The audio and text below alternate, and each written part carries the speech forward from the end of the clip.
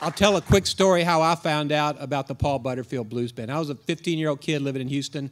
I love blues. I got into it real young. Lightning Hopkins and Juke Boy Bonner, all these guys played on the street, and we'd see them and everything. But, you know, I was a white kid in high school, and I didn't buy albums yet. On vinyl, I bought reel-to-reels for some reason. And I was in a stereo shop and saw this record and went, Paul Butterfield Blues Band. I had just read a story in Hit Parader magazine in '65 where they interviewed Keith Richards, who said, you know, we're okay, but if you really want to hear what this music should sound like, you need to find this new album by the Paul Butterfield Blues Band. So I went like, there it is. Bought it, threaded it, turned it on, first song, Born in Chicago. I felt like I just swallowed a hand grenade. It was the most unbelievable feeling, maybe, you know, the top musical feeling of my life, because I'd been searching for a music like this that I could really identify with as a player. Like, these guys are doing it. Why can't I? I don't have to be 65 and on the streets in black. I can do this. And they did that for rock and roll. They turned rock and roll in a left field direction. The Beatles and the Stones and the Animals were doing it in England, but these guys were in the backyard of where this music was created and went into the clubs where it started with Muddy Waters and Howlin' Wolf and Little Walter and Otis Rush, and hung with these guys and played with these guys. These were the original electric blues musicians, and these men went in there as very, very young men, in their early 20s probably, and learned how to do it from the masters in places where nobody went their age. Nobody. So they were the guys in the jungle who went out there exploring and found out what this music was, how it was played, learned how to play it, started making records, and then showed other musicians. If you ask any, like Billy Gibbons and ZZ Top or any of these guys, they'll all tell you it was the Musselwhite record, it was a Butterfield record, maybe the first Electric Flag record, the Siegel record. Everything started with really learning the real music, where it came from these men right here. So that's my rap, and I'm sticking to it. Now we're going to talk to some of these guys. I'm just going to start on the left, because, Barry, you were a Chicago native. You were living there, and you were on the north side of Chicago. What took you into the black clubs to find this music?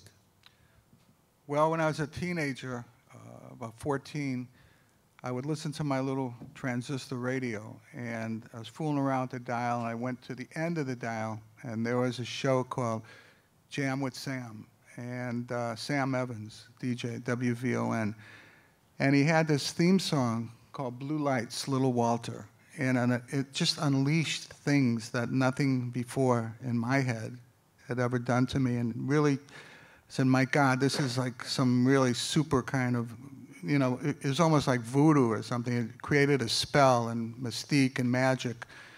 And I was into rock and roll at the time, you know, Little Richard and Jerry Lee Lewis and Buddy Holly, but this was something different and unique.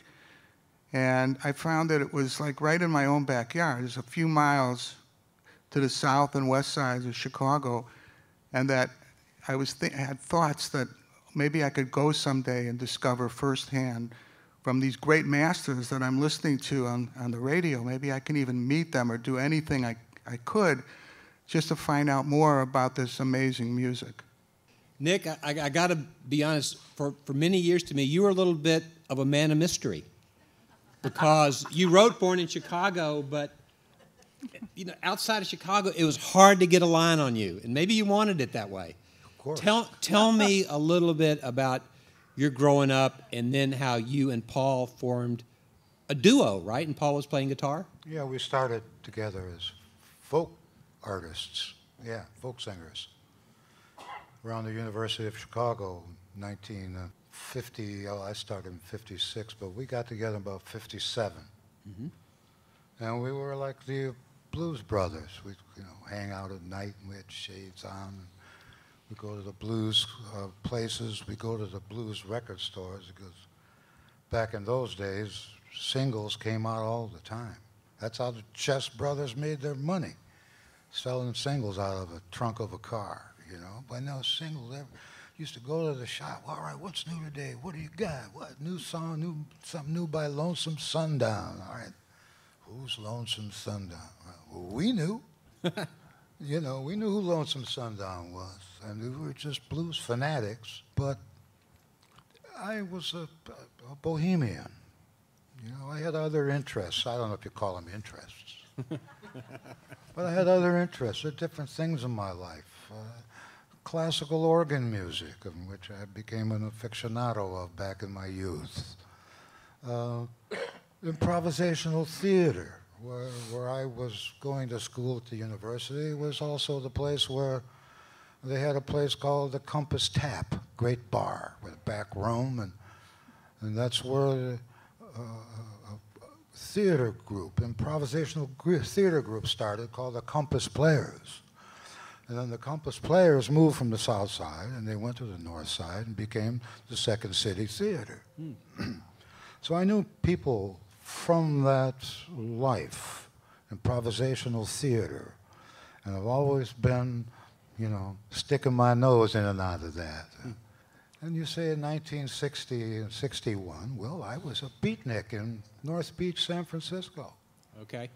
Yeah, you know, that's why you could never get a read on me, because I was here, I was there.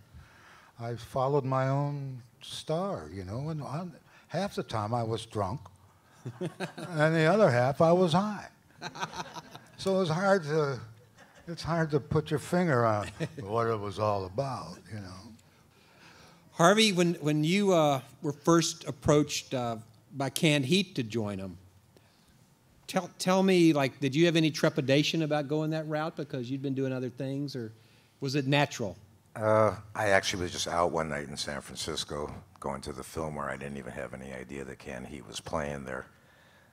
And I walked in, and I guess that night they fired Larry Taylor.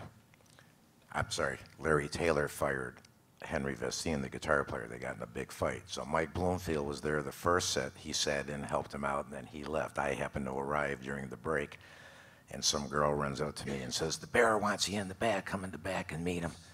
I said, "Cool." I never met Canned Heat, but I've seen him play a couple times. So I went in the back and met the Bear and all the guys, and we smoked a big joint and had a good time for a few minutes. And then they said, "Well, come on up and help us play, finish off the set." I said, "Okay, no problem." Things worked out so well that I went home that night, packed my bag, and left. And the next gig was the Fillmore East, and then the very next day, 2 days later, is Woodstock. So I got in at a very good time with Canned Heat right at that moment. And that pretty much was my Canned Heat thing, and I was with them for about a year or so, and then myself and Larry Taylor left, and we went right with John Mayall, and went out and toured all over the world with him for about a year or two.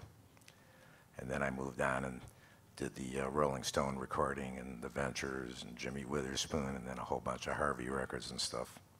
I have a question about Canned Heat that always interested me, because I thought they were a phenomenal band, but it was almost like two bands, one with the Bear singing, and then one with Alan Wilson's songs that were different from the rest of it. So entirely different. It's unbelievable. How did the magic of that kind of amalgamation work? I think we would say that the Bear was more your traditional type blues and singing and harmonica playing, where the Alan Wilson, the Blind Owl as we called him, he was definitely an innovator.